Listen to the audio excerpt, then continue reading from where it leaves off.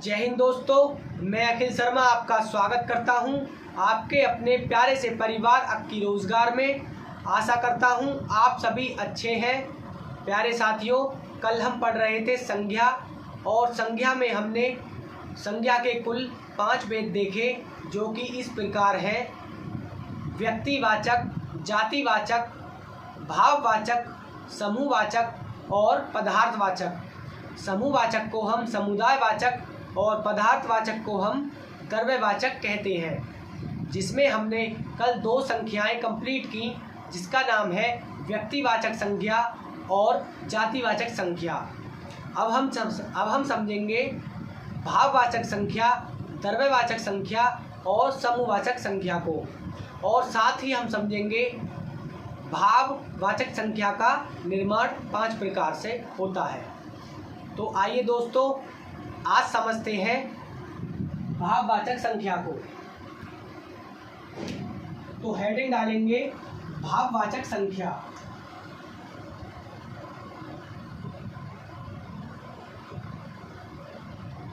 भाववाचक संज्ञा। भाववाचक संख्या मैंने बताई थी, जो अदृश्य हो, एक वचन हो और जिसे प्लेट में परोसा ना जा सके। तो इसमें लिखेंगे अदृश्य हो, एक वचन हो और जिसे प्लेट में ना परोसा जा सके, वह भाववाचक संख्या होगी।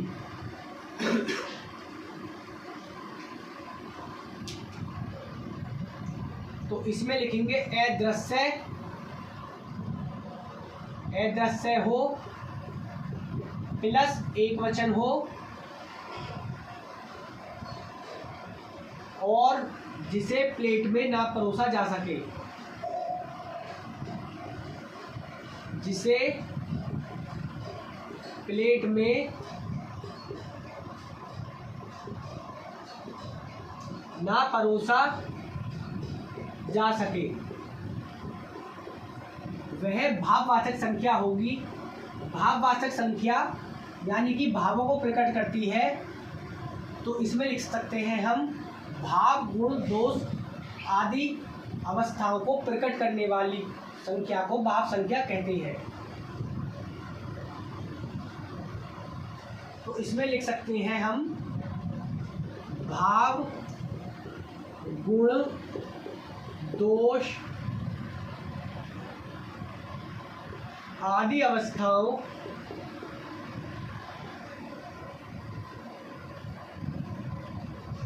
अवस्थाओं को दर्शाती है। यानी कि गुण, दोष, भाव आदि अवस्थाओं को दर्शाती है, उसे हम भाववाचक संख्या कहते हैं। अब देखते हैं इसके उदाहरण।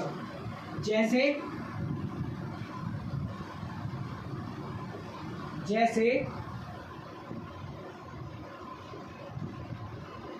यानी कि भावों को और गुण और दोषों को प्रकट करती है। तो इसमें हो जाएगा जैसे प्यारा, यानी कि प्यार हो जाएगा, क्रोध हो जाएगा,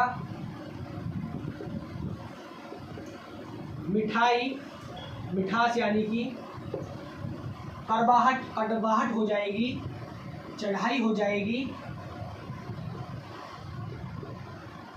पढ़ाई हो जाएगी, ठंडी हो जाएगी, गर्म हो जाएगी, जैसे चोरी भी हो जाएगी, बनावट, सजावट, लोकतंत्र, राज्यतंत्र भाववाचक संख्या के उदाहरण हैं। जैसे लोकतंत्र, शीघ्रता भी आ जाएगी, लोकतंत्र, राजतंत्र आदि, जो भाव, गुण, दोष आदि को प्रकट करे, भाववाचक संख्या कहलाती है। और जो अदृश्य हो, एक वचन हो और जिसे प्लेट में ना परोसा जा सके, यानी कि प्यार, क्रोध, मिठाई, चढ़ाई, बढ़ाई, ठंडी, गरम, चोरी, बनावट, सजावट, शीघ्रता, लोकतंत्र, राजतंत्र आदि इसके सब उदाहरण हैं। तो भाववाचक संख्या को हमने समझा। अब हम देखते हैं द्रव्यवाचक संख्या, जिसे हम पदार्थवाचक संख्या भी कहते हैं।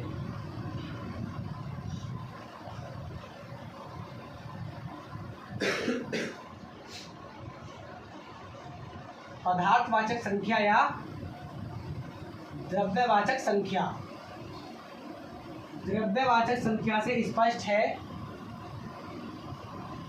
जिसे गिना ना जा सके, यानी कि जिसकी गिनती ना हो वह द्रव्यवाचक संख्या या पदार्थवाचक संख्या कहलाती है। तो हेडिंग डालेंगे पदार्थवाचक संख्या या द्रव्यवाचक संख्या।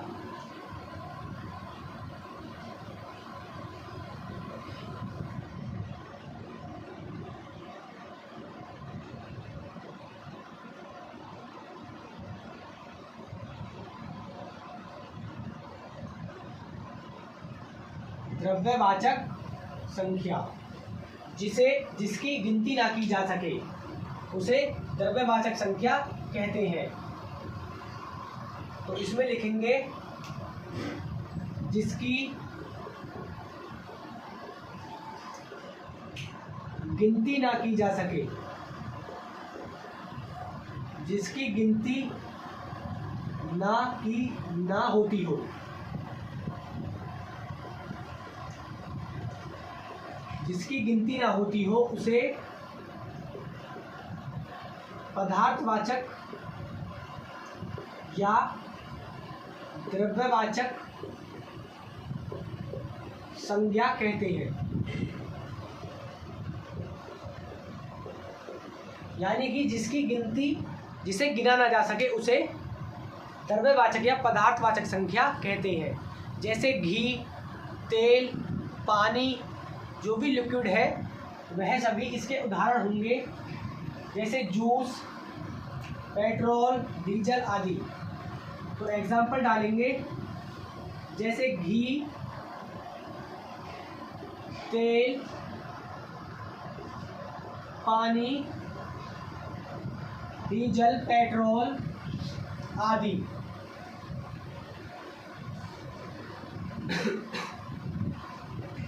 जैसे घी, तेल, पानी, डालडा, जूस, डीजल, सोना, चांदी, लोहा आदि सभी इसके उदाहरण हैं। क्योंकि यह सभी, सोना भी लिक्विड होता है जब सोने को आकार दिया जाता है। तो यानी कि सभी द्रव्य पदार्थ इसके उदाहरण होंगे। साथ ही सभी द्रव्य पदार्थ या चीज, तो सभी द्रव्य पदार्थ या चीज इसके उदाहरण होंगे। अब हम पढ़ते हैं अपनी लास्ट संख्या को, जिसका नाम है समूहवाचक संख्या, जिसे हम समुदायवाचक संख्या भी कहते हैं। तो स्टार्ट करते हैं समूहवाचक संख्या या समुदायवाचक संख्या।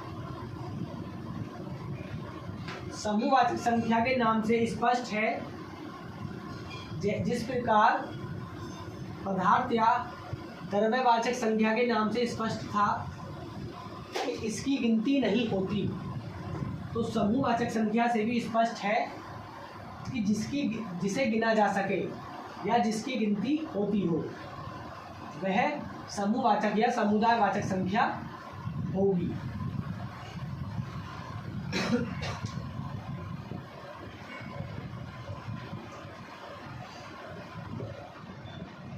समूहवाचक संख्या या समुदायवाचक संख्या।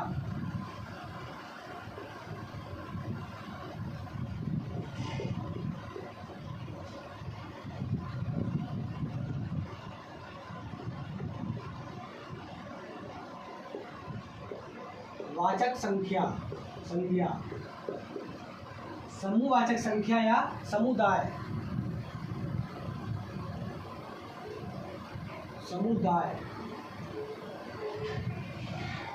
समुदायवाचक संख्या। तो इसमें लिखेंगे जिसकी गिनती की जा सके।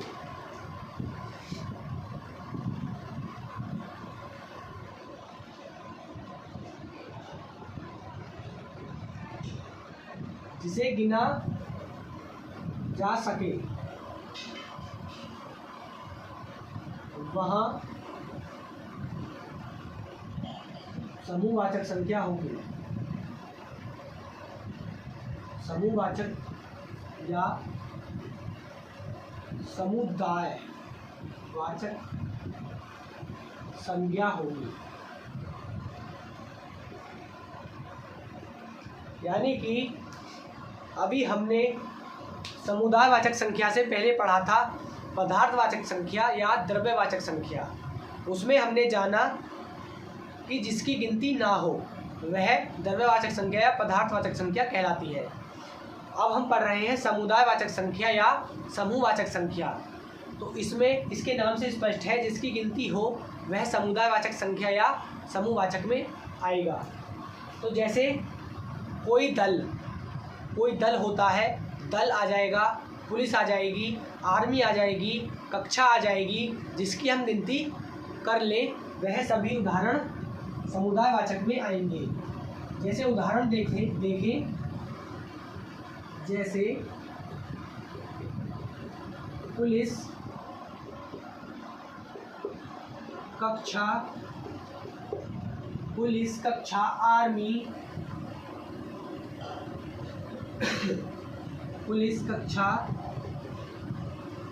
संसद, दल, आर्मी, यानी कोई भी दल हो, जैसे पुलिस, कक्षा, संसद, दल, आर्मी, कोई संगठन, स्कूल, गांव, परिवार आदि। यानी कि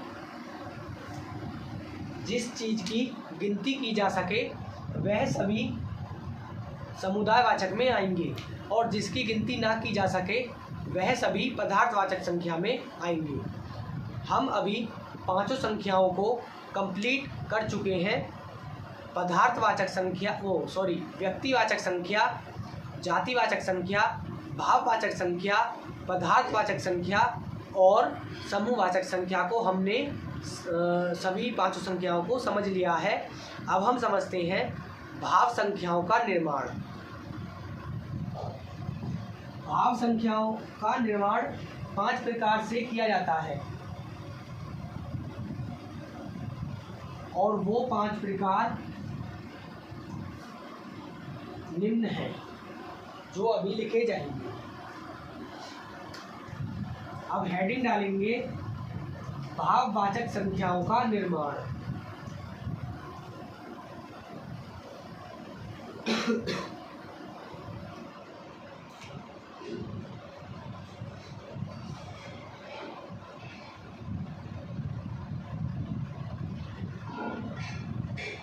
भाववाचक संख्याओं का निर्माण। इसका निर्माण 5 प्रकार से होता है। इसमें लिख लेंगे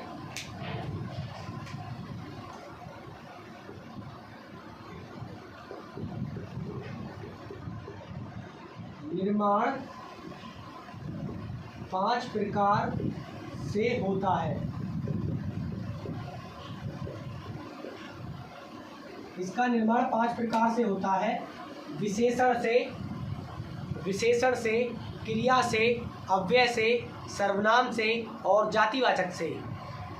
कहीं कहीं किताबों में यह 4 प्रकार से दिया हुआ है जिसमें अव्यय शामिल नहीं है, परंतु भाववाचक संख्याओं का निर्माण 5 तरीका से होता है जो कि निम्न है। तो लिखेंगे पहला विशेषण से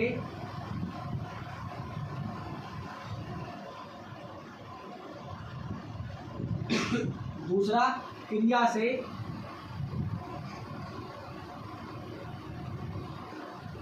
तीसरा अव्यय से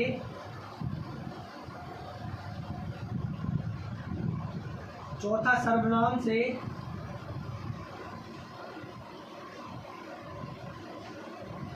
और बचा पांचवा जातिवाचक से, जातिवाचक संख्या से। पांचवा जातिवाचक से। तो अभी हम समझ रहे हैं भाववाचक संख्या का निर्माण।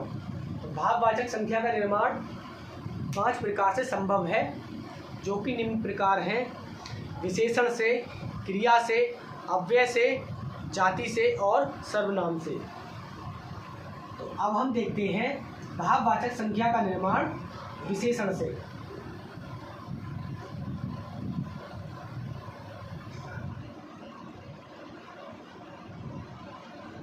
तो हेडिंग डालेंगे भाववाचक संख्या का निर्माण विशेषण से।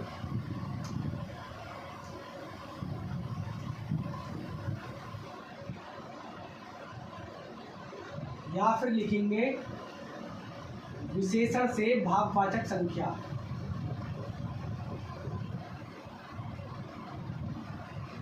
विशेषण से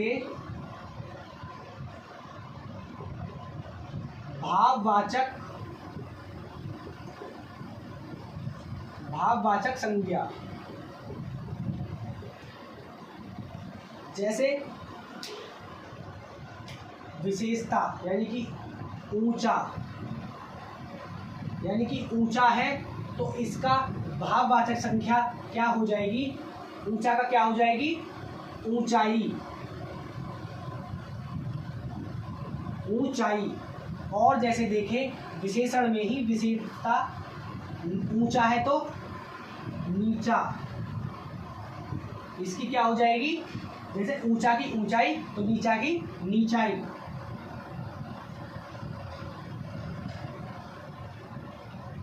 नीचाई। और जैसे देखें बूढ़ा, बूढ़ा आ जाएगा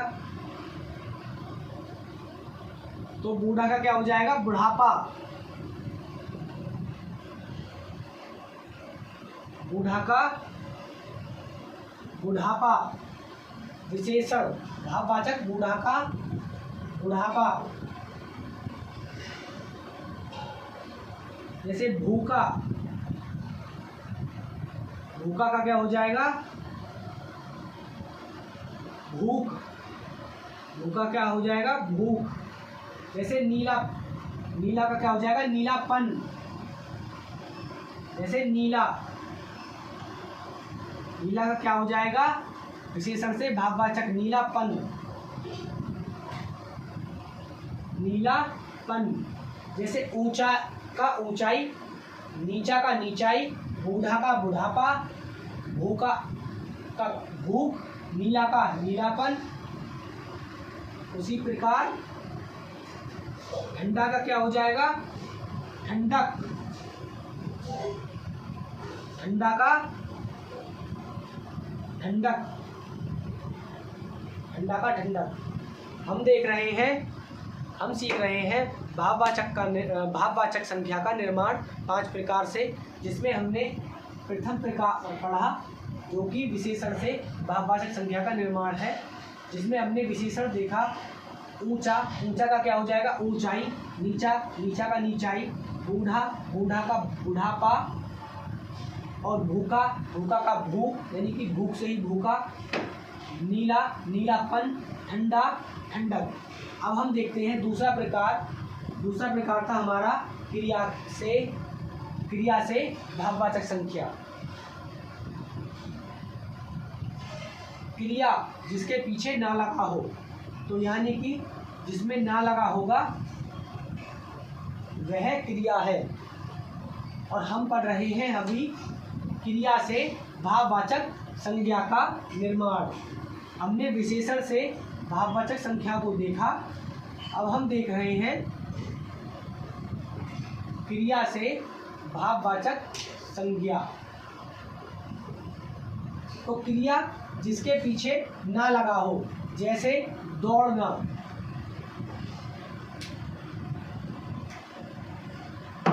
जैसे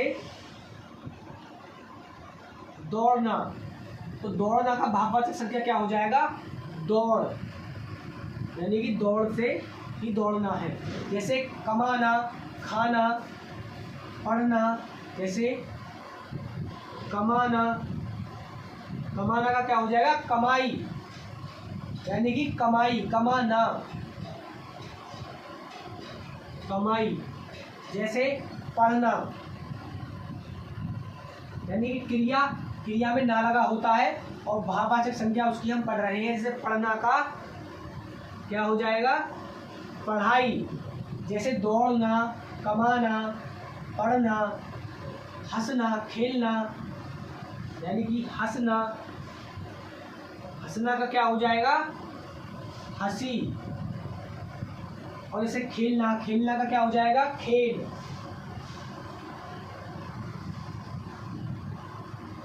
खेलना का खेल। जिसके पीछे ना लगा होता है वह क्रिया होती है, यानी कि दौड़ना, खाना, यानी कि यहाँ पर ना का प्रयोग है, क्रिया में ना का प्रयोग होता है। खेलना, दौड़ना, पढ़ना, हंसना आदि। और जैसे देखें, और जैसे घबराना,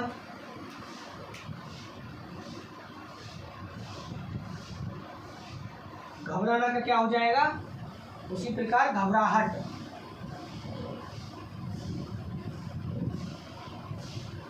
घबराहट। हमने विशेषण से भाववाचक संख्या और क्रिया से भाववाचक संख्याओं को देखा।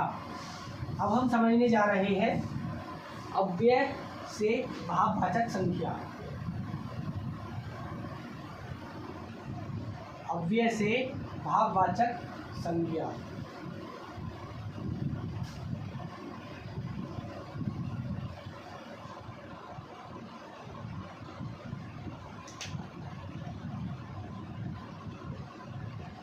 अव्यय से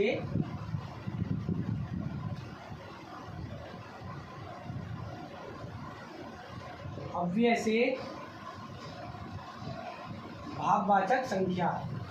अव्यय जैसे तेजी, मना, जैसे लिखे। अब जैसे एग्जांपल देखें, जैसे तेज, तेज,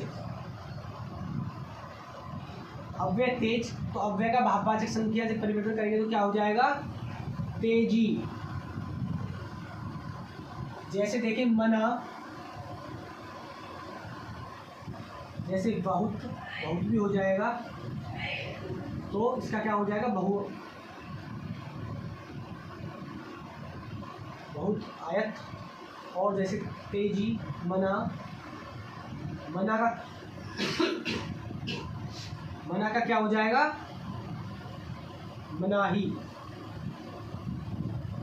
तेज, बहुत, मना।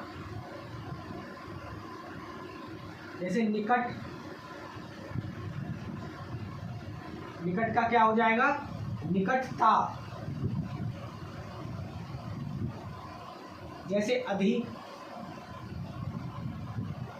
अधिका, अधिकता। जैसे निकट का निकटता, निकटता, अधिका, अधिकता। आहा, हाहा, हाहा क्या हो जाएगा? हाहाकार। हाहा, हा क्या हो जाएगा? हाहाकार। अधिकता, अधिका, अधिकता।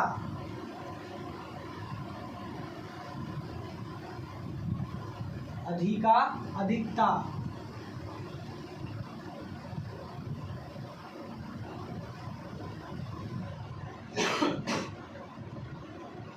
अधिकता। जैसे निकट का निकटता, मना का मनाही, बहुत का बहुत, बहुआयत, तेज का तेजी।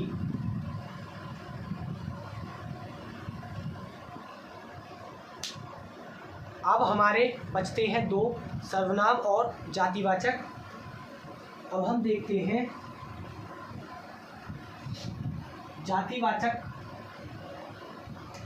से भाववाचक संज्ञा, यानी कि जातिवाचक संज्ञा से भाववाचक संज्ञा का निर्माण। जातिवाचक संज्ञा से भाववाचक संज्ञा का निर्माण।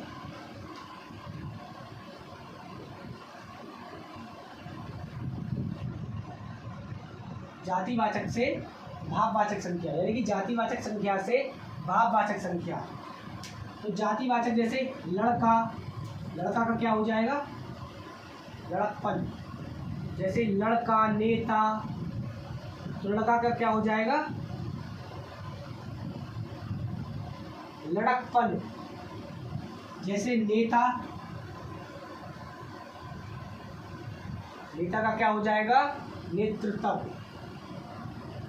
जैसे कुम्हार, जैसे कुम्हार,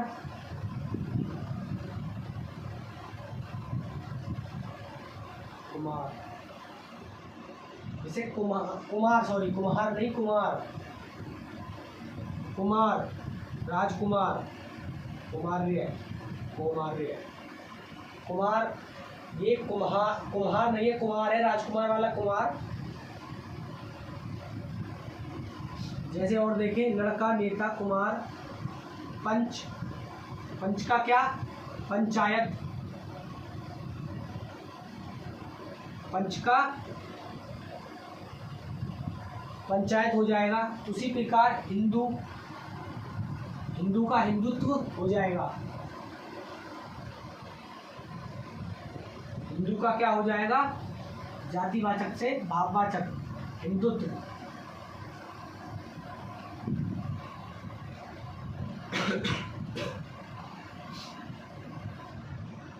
जातिवाचक में लड़का का लड़कपन, नेता का नेतृत्व, कुम्हार का कौमार्य, पंच का पंचायत, हिंदू का हिंदुत्व।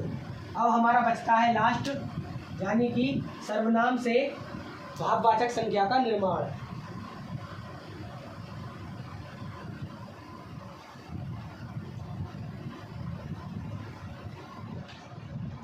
हम हेडिंग डालेंगे सर्वनाम से सर्वनाम से भाववाचक संज्ञा का निर्माण।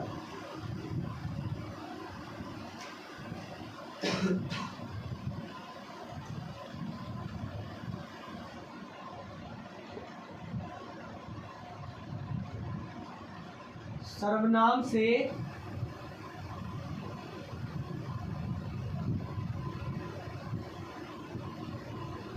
भाववाचक संज्ञा का निर्माण।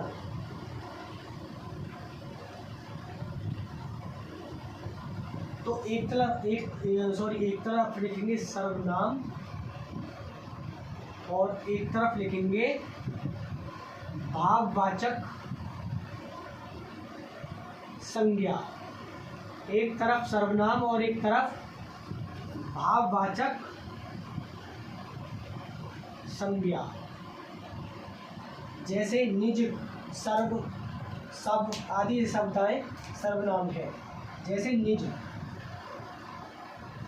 निज, सर्व, सब। निज का क्या हो जाएगा? निजतव। निज का निजतव। उसी प्रकार सर्व का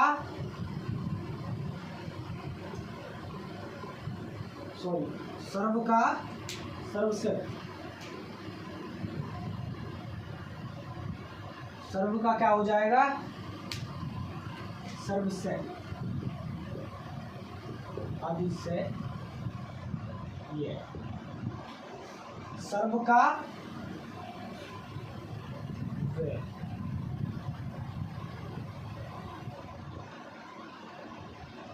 सर्व, सर्वस्य, सर्वस्य, यानी कि सर्व का सर्वस्य, निज का निजतव।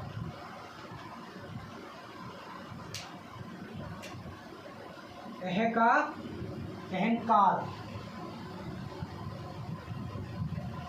अहंकार, अहंकार,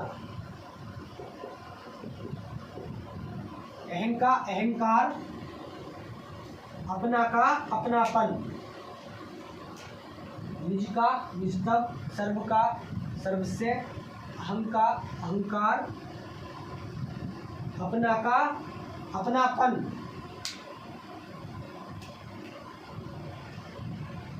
अपना का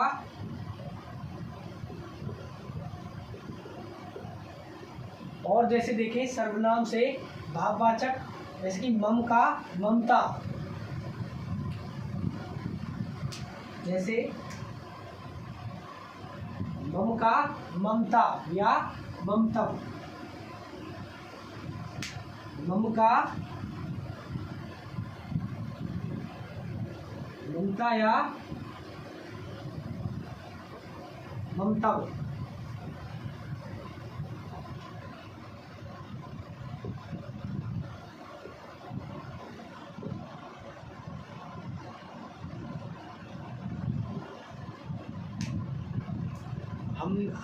हमने देखा भाववाचक संख्याओं का निर्माण 5 प्रकार से, विशेषण से, क्रिया से, अव्यय से, जातिवाचक से और सर्वनाम से। सबसे लास्ट में हमने सर्वनाम से भाववाचक संख्याओं को पढ़ा और देखा निज का निजत्व, सर्व का सर्वस्य, अहं का अहंकार, अपना का अपनापन और मम का ममता या ममत्स्य। तो अब हमने साथ ही पांचों संख्याओं के पांचों भेद पढ़ चुके हैं, जो कि इस प्रकार हैं: व्यक्तिवाचक, जातिवाचक, भाववाचक, पदार्थवाचक और समूहवाचक। तो यानी कि अब हमने संज्ञा चैप्टर को कंप्लीट कर लिया है और हमने संज्ञाओं को अच्छे से समझ लिया है। तो अब हम मिलते हैं कल की क्लास में जिसका और नए चैप्टर के साथ, जिसका नाम है सर्वनाम। तो मिलते हैं कल की क्लास में। आज की क्लास में इतना ही। जय हिंद, जय भारत।